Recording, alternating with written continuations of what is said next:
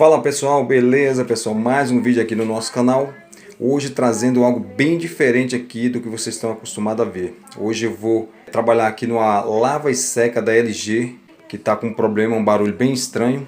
E a gente vai sanar esse problema. Então se você é novo por aqui, inscreva-se no canal, deixa aquele joinha que ajuda bastante o nosso trabalho. Compartilhe com os amigos e é isso. Vamos identificar aqui esse problema. O problema dessa máquina, pessoal, é esse barulho aqui, ó, como vocês podem ver. Ó,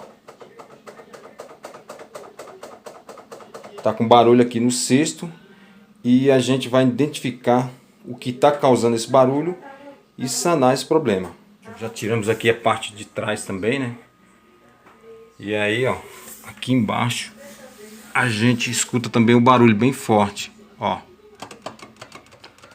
Então, já identificamos aqui, pessoal. O problema aqui, pessoal, é nesse camarada aqui, ó. Amortecedor. Tanto esse, quanto aquele ali do fundo. E desse lado de cá, ó.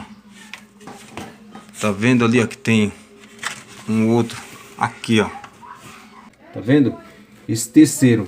Então o que acontece? Esses amortecedor, à medida que ele vai estragando, o cesto vai descendo e vai causando esse barulho, né? Então a gente vai precisar trocar esses 3 amortecedores.